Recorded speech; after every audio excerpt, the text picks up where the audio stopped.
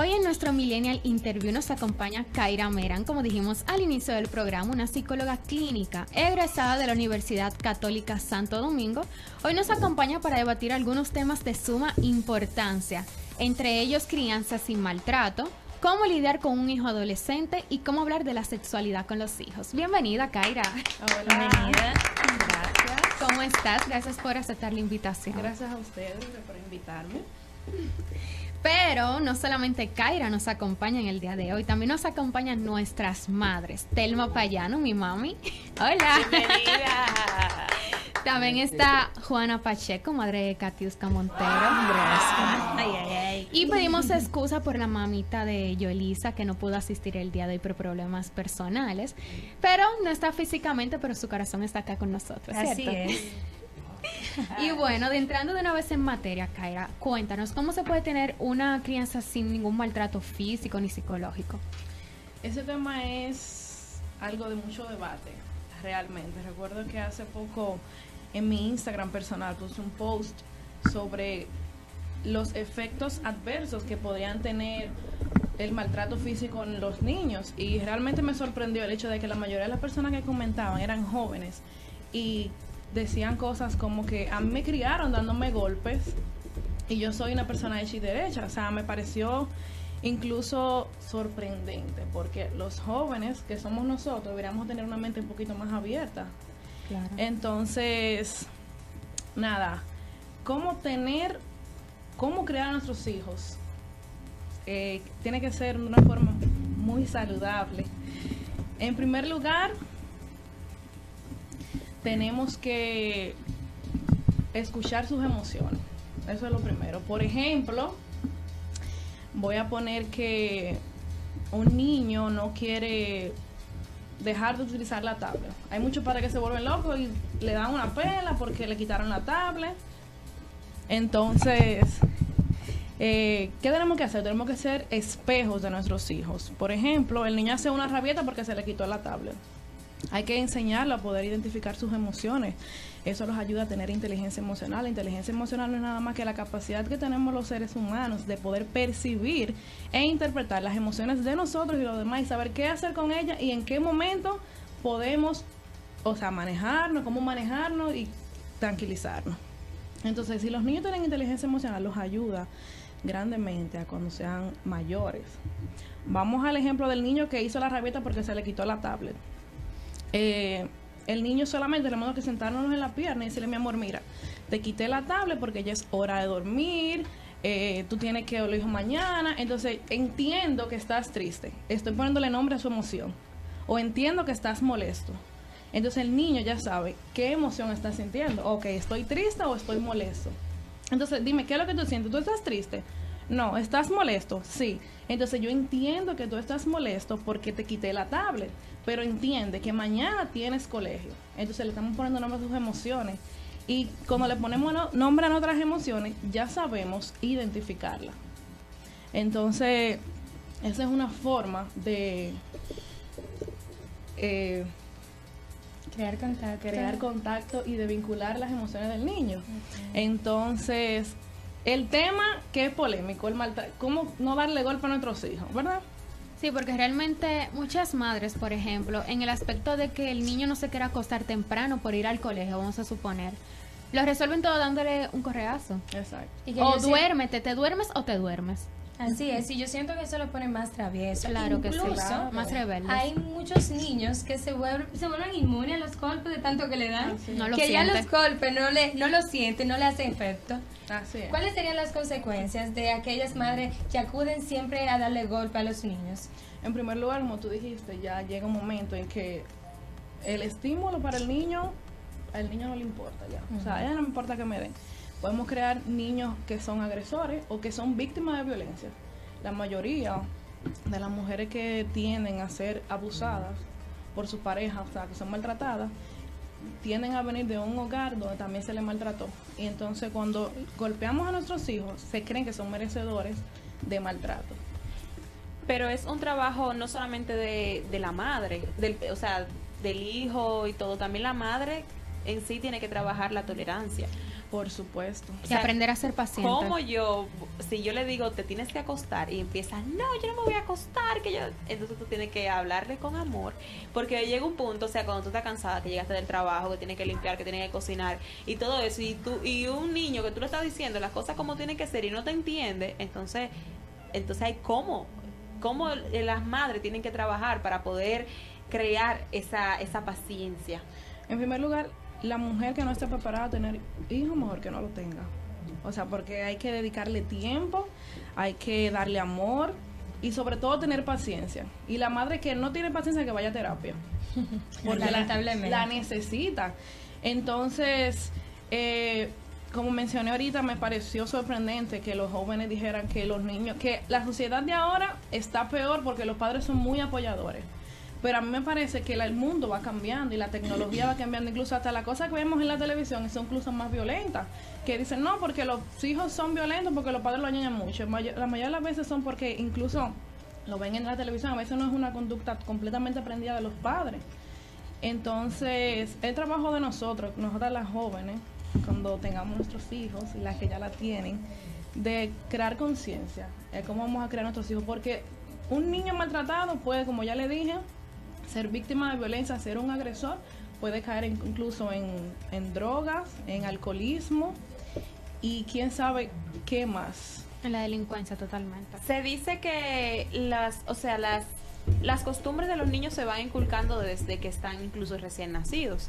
Entonces, ¿cómo yo, como madre, voy a tratar a mi hijo que él entienda las cosas en su tiempo, sin simplemente no hablarle duro, sin ponerle un gesto feo en la cara? ¿Cómo yo instruyo a mi hijo desde pequeño para que sepa las cosas cuando sí y cuando no?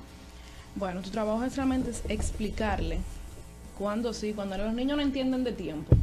Si tú le dices a un niño, dame 5 minutos, él no entiende. Entonces, por ejemplo, tú le dices, dame 5 minutos para atenderte. O por ejemplo, yo estoy cocinando y el niño, mami, te necesito. Tú vas y atiendes, o sea, tú vas donde el niño y le dices, mi amor, mira, ahora no te puedo atender porque estoy cocinando X.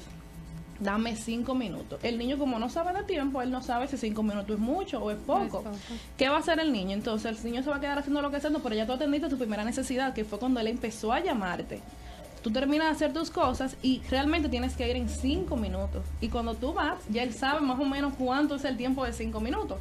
Entonces, el trabajo de las madres es explicar. Los niños no saben manipular. Eso es un pensamiento irracional. Cree que los niños manipulan, porque realmente no manipulan. Los niños lo que hacen es ensayo-error. Ellos creen, o sea, bueno, yo lloré, mi mamá vino. Bueno, déjame volver a llorar para que mi mamá venga.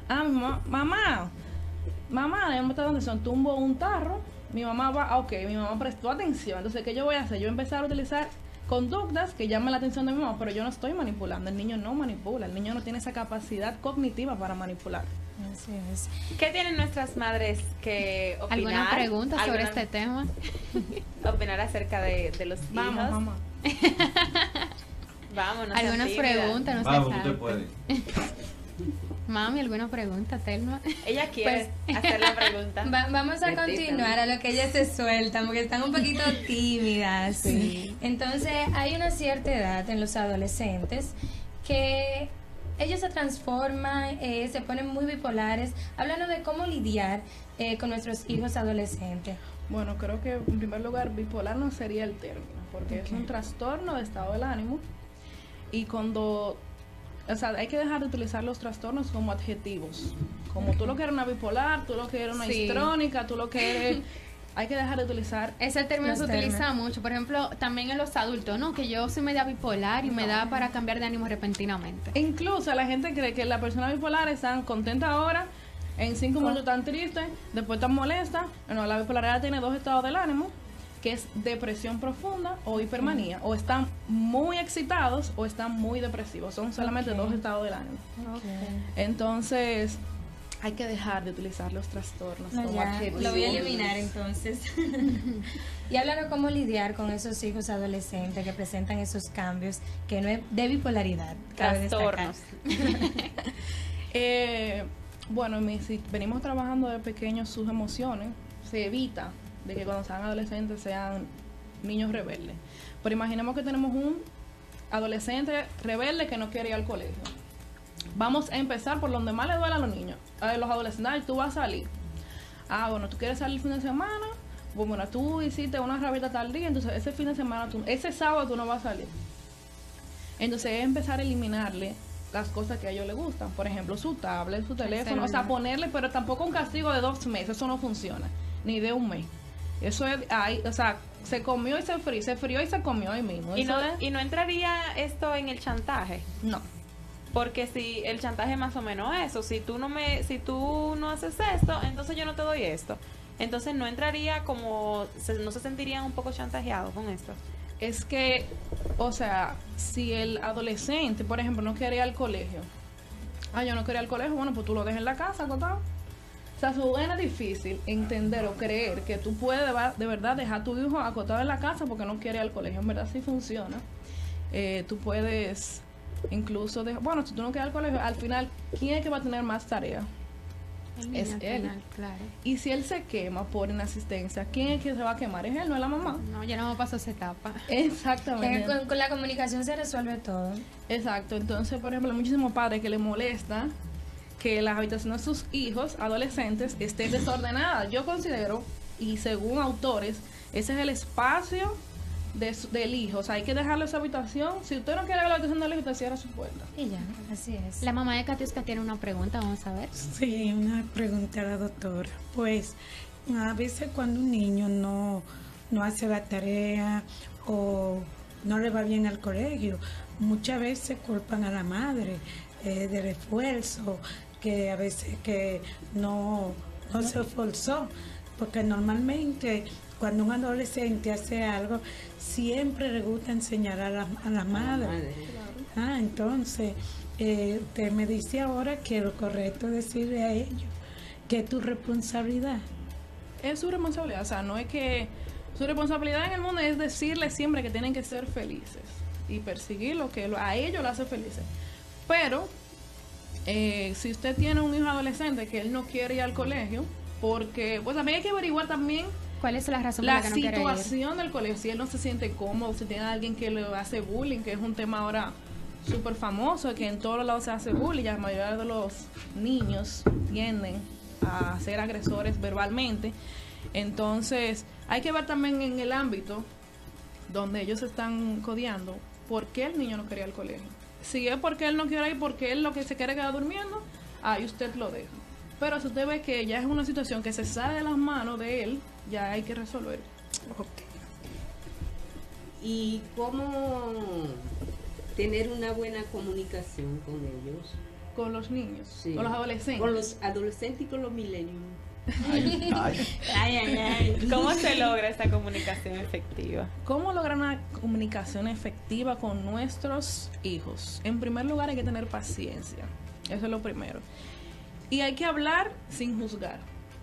O sea, yo voy a comunicarme contigo, mira, vamos a sentarnos a hablar porque yo considero que tenemos cosas que hablar. Sería bueno siempre que la madre utilice el término, ¿qué tú quieres que yo mejore como madre? Eso sería abrir una llave para que la hija se desborde. Mira, mami, yo considero que tú deberías pelear menos, porque cuando tú te pones a pelear en la casa, tú duras 5 horas peleando y pones a caminar en la casa entera. Yo considero que si estamos peleando y discutimos ahí, que se quede la conversación ahí. O sea, sería poner estrategias, sería hacer estrategias. Y es una forma de comunicar y también, saber qué está sintiendo su hija. Y a veces la conducta de los hijos tienden a ser una forma de llamar la atención del padre, Sí. y el padre a veces no se da cuenta, cree que lo está haciendo por rebeldía, pero realmente lo que está diciendo es un grito como, mami, préstame atención. Gracias. Bueno, ahora... Espérate, Otra pregunta. María. Una madre debe de proteger a sus hijos. Claro, como madre hasta los animales protegen a sus hijos, pero hay un límite. Hay un límite, incluso pasarse de ese límite dejaría de ser saludable.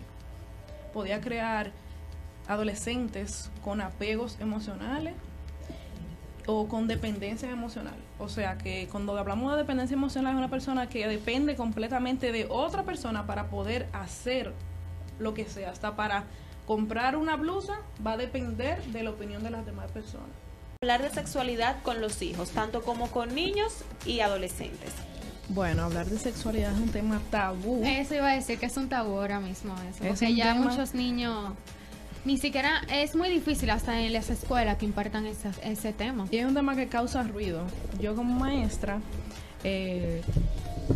imparto la sexualidad tal cual. E incluso tuve problemas con unos padres porque son cristianos y ellos entendían que yo no debería utilizar términos con sus niños de 8 y 9 años. Y realmente no fui yo quien saqué la información, fue del libro del Ministerio de Educación, que decía algo explícito como mamá introduce su raya en la raya de mamá.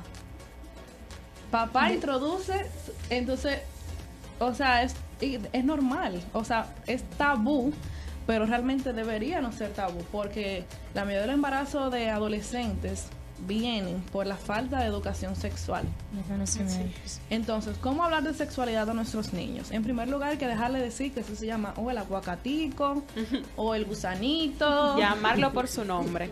Llamarlo por su nombre. Es en primer lugar ponerle el nombre. Si le ponemos el nombre, ya estamos quitándonos 100 años luz de problemas. Luego, hay que, dependiendo de la edad, claro, tampoco que vamos de 3 años a hablarle, mira, no, hay que, dependiendo de su edad. Por ejemplo, ya a los 3 a 4 años los niños lo que pueden preguntar, mamá, ¿por qué yo tengo porque yo tengo pene y por qué tú tienes vulva si es un varoncito? Eso es lo que más puede preguntar un niño de 3, 2, 4 años. Pero cuando ya entramos ya a los 8, ya los niños están curiosos. Sí. Ya los niños a los 9, 10 ya saben que le llega el periodo. Entonces hay muchísimas niñas de 8 o 9 años que ni siquiera tienen idea qué es la menstruación. Y les llega antes Y les llega, por el claro. tema de las hormonas. Ahora Exacto. le llega de 8 años. Así mismo, entonces hay que ser explícito, o sea, mira mi niña, tú te puedes sentar con tu hija de 8 o 9 años, mira, cuando el hombre y la mujer se conocen y se enamoran, se deciden casar y deciden tener hijos, se dan muchos besos, abrazos, y luego mientras más van creciendo, más tú le vas explicando cómo van siendo las situaciones. La mayoría creen que tienen que llegar virgen al matrimonio. Mi mamá dijo que tengo que llegar virgen al matrimonio. O sea, también eso es un tema tabú. Usted tiene que disfrutar su sexualidad. Claro. Y siempre lo que yo siempre le digo a mis estudiantes, tienen que cuidarse. Utilizar métodos como el condón. Eso fue un boom la primera clase. ¿Qué es eso, profe? Un Sí. condón. De 10 y 11 años. ¿Qué es un condón? Entonces yo busco una imagen y le enseñé lo que era un condón. ¿Y para qué sirve eso? Bueno, eso sirve para no quedar, para no un embarazo no deseado. ¿Ustedes quieren tener bebé ahora? No. Ok, eso sirve para un embarazo no deseado. Eso sirve para las enfermedades. Tampoco sabían de enfermedades. Un niño de 10 y de 11 años no sabe de enfermedades de transmisión sexual. Y a esa edad ya los niños te están inventando. Claro. Claro. Entonces también se pueden encontrar un niño de 11 y 12 con una de 16 que se quiere aprovechar y empiezan a tener relaciones, y quién sabe si ya esa muchacha mayor ya ha tenido relaciones y le puede contagiar. Entonces trato siempre de decirle que esperen a su edad y que sea la edad correcta, que ellos se sientan preparados, no solamente a nivel mental, sino también hasta económico, porque imaginemos que por cosa la muchacha queda embarazada. ¿Qué tú vas a hacer con ese niño? A una edad tan temprana. Kaira, Exactamente. entonces una pregunta. Para los más pequeños, entonces la cigüeña quedó en el pasado. Claro, eso no de que la mamá queda embarazada porque el papá le da besito en la barriga, eso no es, hay que ser claro. Hay niños, Kaira, hay niños que nacen sabiendo, literal, pero sin embargo hay muchos que son tímidos, que son muy inocentes. ¿Qué pasa cuando la madre empieza a hablarle de sexualidad a temprana edad y le destapa ese conocimiento, esa curiosidad, y acuden a tener relaciones sexuales simplemente por curiosidad, poniendo al niño en lo que no estaba? O sea, yo imagino que también debe de haber una edad para hablar de Claro, sexualidad. por eso dije que hay que esperar a una edad prudente. Por ejemplo, un niño de 3 y 4 años tú no le vas a hablar de sexualidad, tú le vas a decir cuáles son sus órganos genitales. Eso es sexualidad. Claro. Entonces, tú le vas a poner el nombre a sus partes íntimas. Mientras van creciendo, ya los niños van a empezar que el niño tenga confianza. Mami, ¿Y qué es eso blanco? ¿Y qué? O sea, que tú le puedes decir, mi amor, mira, eso es a los 13 años ya el varón puede embarazar a una mujer. ¿Cómo puede embarazarla? Ya porque se le habla lo que es el semen, el espermatozoide, que a esa edad los niños no saben. Entonces, no es que tú le abras la mente, incluso dándole la confianza, ellos podrían limitarse más. La mamá de Katis con una pregunta. Sí, doctora. ¿A qué edad a la niña, a la hembra, se le puede comenzar a hablar Bueno, sobre la niña, la sexualidad? a los 9, vamos a decir que ya a los 9 años las niñas se están desarrollando. Entonces Sí. sería bueno hablarle ya desde que tienen 9, 10, porque como le llega el periodo a muchas a los 9 años, pueden quedar embarazadas. Sí. Entonces ya es bueno hablarle de sexualidad en sí ya a esa edad.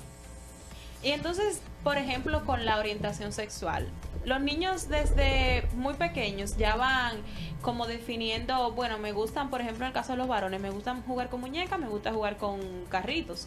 Entonces, ¿qué se hace para decirle a los niños, o sea, cuál es su orientación sexual, guiarlos por esta misma? Bueno, es un tema que me gusta realmente. Hay muchas personas que están cerradísimas con este tema de la orientación sexual.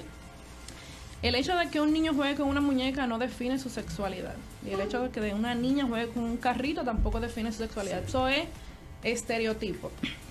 Estereotipar es darle nombre al conjunto o al grupo de personas o de cosas. Entonces, lo mejor sería si usted ve que su hijo tiene... Es que eso se nace. O sea, se nace y usted como madre, usted va a saber... Bueno... Ustedes, la madre, me lo pueden decir. Ustedes tienen, ya de pequeño, ustedes saben para qué da su hijo y para qué no da. Sí, lo sabemos, pero bíblicamente hablando, no se nace. Ese género el Señor no lo hizo. Dicen que cuando un niño tiene cierta edad y uno lo ve con alguna forma no muy adecuada a su sexo, uno tiene que prestar atención y andar rápido, llevarlo y darle orientación, porque con eso no se nace. Guiarlo. Bueno, si nos vamos Muchas al veces tema... Sí, muchas veces se Pero en el caso psicológico, Muchas veces se es- No, nace. dicen es el caso, por ejemplo. que no, eso han hecho mucho debate. Aunque la Biblia lo diga, muchas veces... Bueno, si nos vamos a la Bueno. Biblia y la ciencia, no la podemos Exactamente. Exacto. Según Bueno. los datos teológicos, por ejemplo, dicen que Dios hizo un hombre y una Una mujer. mujer. Sí. O sea, no hay de que un hombre, o sea, no existe Medio en los datos hombre, nada. teológicos. Pero según la ciencia, por más que se ha intentado por medio de psicólogos, hasta los mismos psiquiatras, o sea, no se ha podido como erradicar esto. Entonces, ¿qué dice la ciencia sobre la orientación sexual en realidad? O sea, ¿cuál es el punto de la ciencia? Bueno, hay un grupo de la ciencia que dice que se hace y otro que dice que se nace. Yo personalmente considero y siento que se nace realmente. Y como tenemos un niño con estos indicios, lo mejor no sería reprimir su sexualidad, sino juzgarlo. Sería orientarlo para que él sea quien decida lo que quiere ser. Entonces, por ejemplo, con estos padres, como es el caso de la mamá de Katiuska, que tienen orientaciones cristianas, ¿qué se hace con estos padres para que puedan tener una acción quizá? Porque se ha visto muchos casos de suicidios incluso. Claro. Entonces, ¿qué se hace con estos padres para que entiendan sobre la sexualidad de su hijo? Hay una suma muy alta en el mundo de jóvenes que se han quitado la vida por el rechazo de sus padres. Yo considero que el padre debería dejar la religión un momento al lado y saber que es madre y que tiene un hijo. Y que el hecho de que su hijo tenga una orientación diferente no dejará de ser su hijo. Entonces, yo considero que si Dios, a los que son creyentes, te manda un hijo con una orientación sexual diferente, Él te está mandando una prueba de que tú ames al prójimo, a tu hijo como a ti mismo. O sea, rechazar a tu hijo y dejar de quererlo o mandarlo a la calle, tú estás yendo entonces en contra de lo que dice la palabra de Dios. Entonces sería doble moral. Sí, exacto, eso perfecto, lo entendemos, que un niño luego decida tener una diferente orientación, pero científicamente y todo lo que se ha estudiado, como usted mismo lo acaba de decir, unos dicen que se nacen, otros dicen que no ahora. Ahora bien, yo veo a mi hijo o una hija mía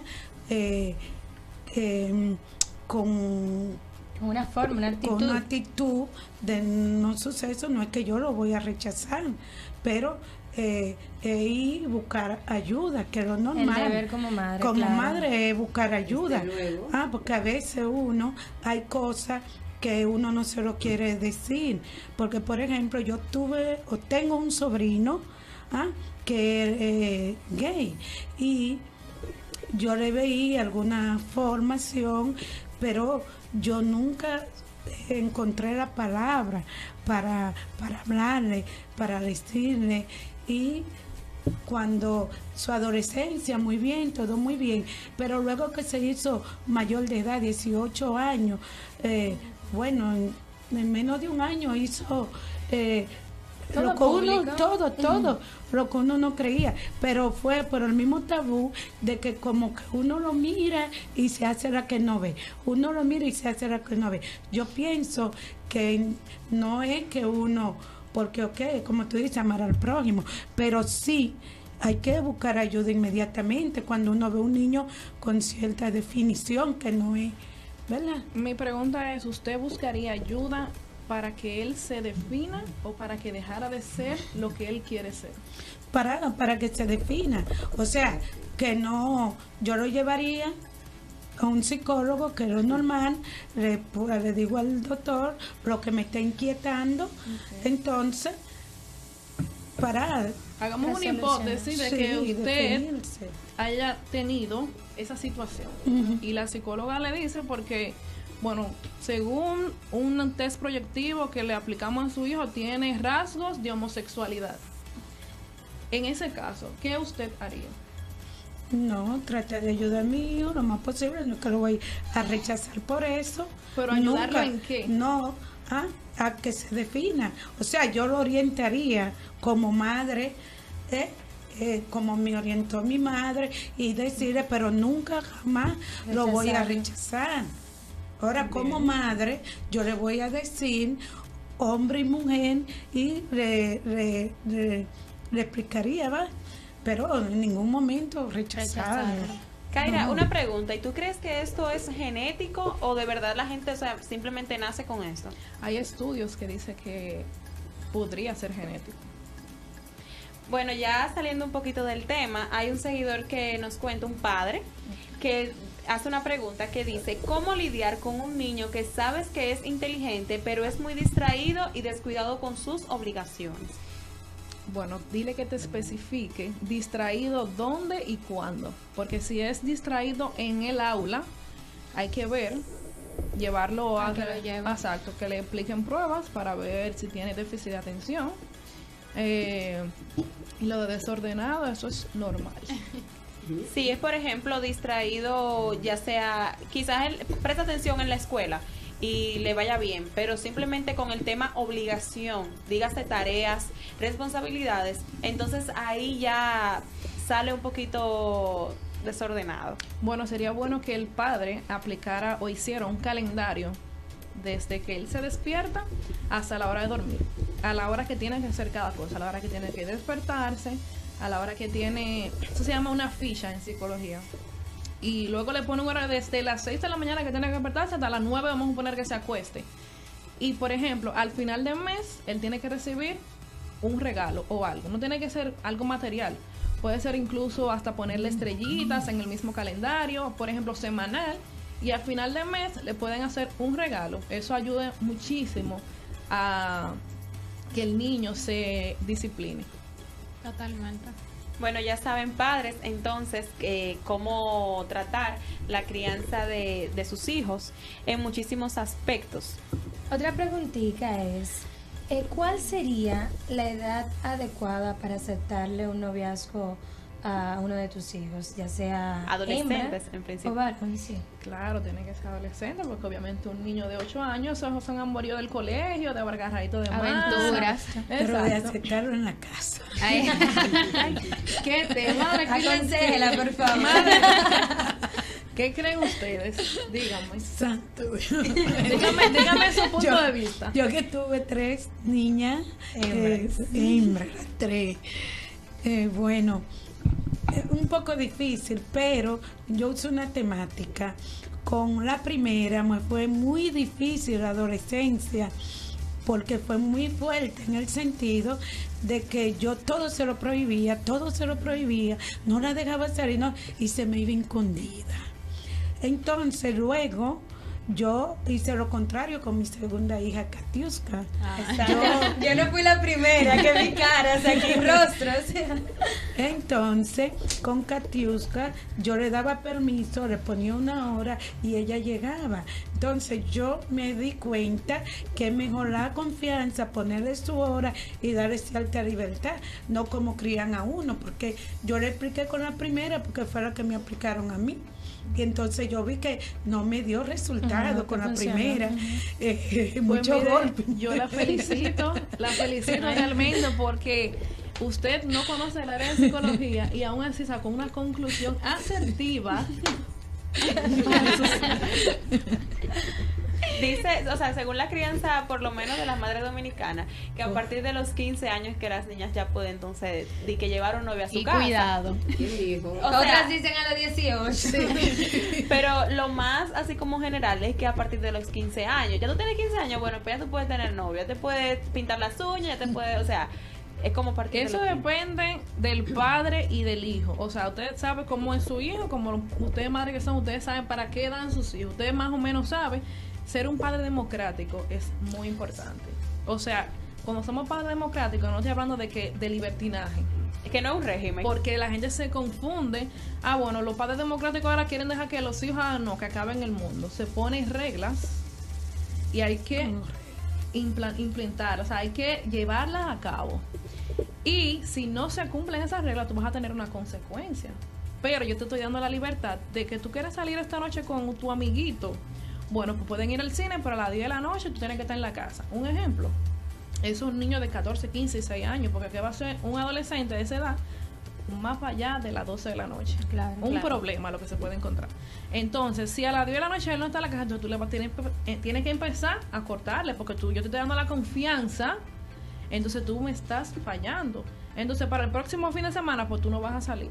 Hasta que tú entiendas que tú a las 10 de la noche, entonces, mientras él va creciendo, entonces tú le vas alargando las horas. Bueno, puede llegar a las 10:30, puede llegar a las 11, pero, o sea, el padre democrático no es que no hay reglas y hay que cumplirlas, pero hay confianza y hay comunicación. Y uno de los principales temores de las madres, bueno, en sí de los padres, de permitirle un noviazgo a temprana edad a los adolescentes, es por temor a que ellos acudan a tener actividad sexual con su noviecito, que los besos. Usted sabe que todo tiene una etapa y que esos adolescentes, esos niños que empiezan a temprana edad a tener un noviazgo, primero se empieza agarrándose las manos, luego los besitos en la mejilla, que los piquitos, popularmente dicho, y ya entonces empiezan a hacer otras cosas. Por eso yo pienso que debe de haber una edad prudente,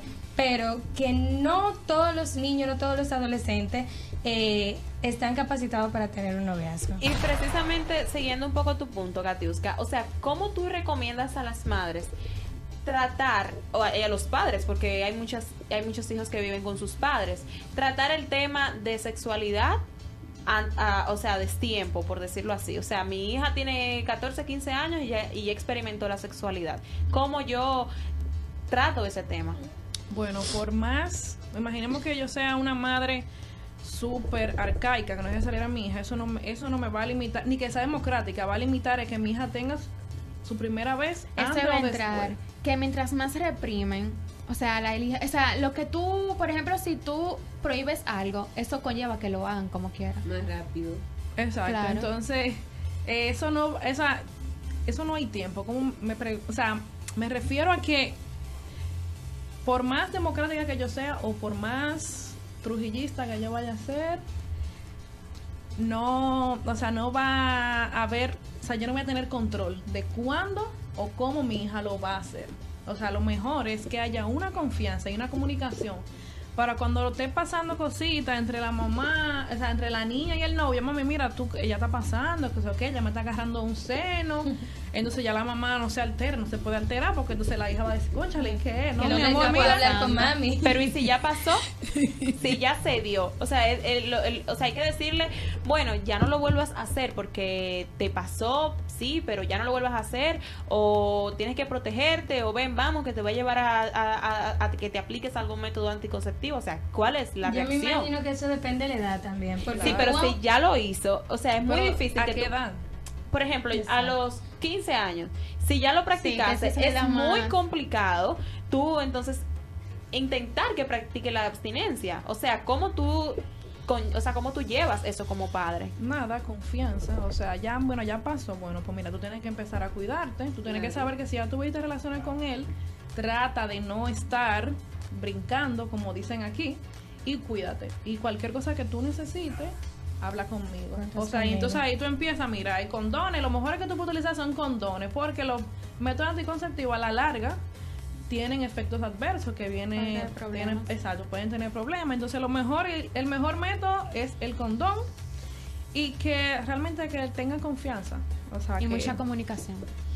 Doctor, en el caso mío, yo tengo una niña, acaba de cumplir 16 años, ella era menor, tiene un noviecito, y los otros días está en la casa, pero un niño de 15 años, y ella tiene 16, pues me llama el esposo mío allá al negocio, y me dice, mira, aquí la niña tiene un muchacho, yo me tengo que ir, y yo no voy a dejar ese muchacho aquí, mira a ver cómo tú resuelves eso. Entonces, porque él no quería salir y dejar a ese joven allí en la casa. Claro. O sea, eso es normal, eso a uno le preocupa, de que yo voy a salir de salida, y más como los muchachos ahora están como inventando tanto, esta hormona está muy revolteada, porque todavía uno le da buena educación a sus hijos, le dice, mira esto y esto, es como una curiosidad de inventar, y ya eso que de experimentar, ya eso que decían anterior, que de los padres, ejemplo, no, yo veo que hay madres que son mujeres tranquilas de su casa y que tratan de dar una buena educación, y cuando viene a ver niñas son diferentes a ellas, que yo siento que ya eso... Claro, eso depende de la personalidad que tenga la niña, porque el hecho de que la madre sea tranquila no quiere decir que la hija también va a ser. Entonces, ese tema, por ejemplo... De dejar a los niños solo de 15 años. Eso depende de la dinámica que lleven en la casa. O sea, si para usted y para su esposo es incorrecto, entonces lo más lógico es que usted le diga a su hija, mira, cuando yo no esté aquí, o cuando yo vaya a salir, él se tiene que ir. Pero a veces dice, pues tú no me tienes confianza, mami. Ahí juega entonces con el... Sí, entonces no es que no confianza, pero esas son mis reglas. Esa es la confianza que tú le tienes a tus hijas. Porque mis hijas, yo la dejaba sola y me iba a trabajar. Yo le tenía confianza. Pero sin embargo, hay muchas que abusan de esa confianza. Por eso es que las madres... Hoy en día no se quieren arriesgar, claro. Porque luego se sienten culpables y dicen, no, es que yo también me descuidé. Exacto. Bueno, una última pregunta ya para culminar nuestro panel del día de hoy. ¿Qué hacer con estas hijas o estos hijos que sienten algún tipo de resentimiento por sus padres? Bueno, ya sea porque le hayan prohibido cosas, por el maltrato. ¿Cómo tratar a esos hijos? Por eso es importante, como mencioné al principio, ¿por qué no educar a nuestros hijos con golpes? Porque crea resentimiento. Por ejemplo, ustedes, me imagino que sus padres la criaron dándole o que un palo o que un chancletazo, y si no lo hicieron, a la mayoría de los hijos dominicanos vienen de familias o de ambientes que la mamá o el papá exacto, le dio un chancletazo. Entonces yo invito a las personas que creen que educar con golpes es saludable, a que no sean las personas que son ahora y que habla como la persona adulta que es hoy, diciendo de que, ay, me dieron un chancletazo, yo soy un hombre hecho derecho. Yo los invito a que no sean esa persona adulta, sino a que sean ese niño pequeño de 5 o 6 años que mi mamá me dio un chancletazo porque yo no me quise ir a dormir. ¿Cómo tú te sentiste? Y que utilice esa emoción de cómo se sintieron para no educar a sus hijos con golpes. Así mismo es. Y bueno, llegamos a la parte final de este segmento. Agradecer a Kaira por llevarnos este tipo de aprendizaje que son muy importantes para el día de hoy y para tratar de evitar circunstancias que conlleven a un tipo de violación o a un enredo en cualquier persona. Te deseamos muchos éxitos en tu carrera y gracias por venir. Sí, gracias nuevamente por la presencia. Gracias a ustedes por el espacio. Vamos a una breve pausa y cuando regresemos más de Millennial Radio Show.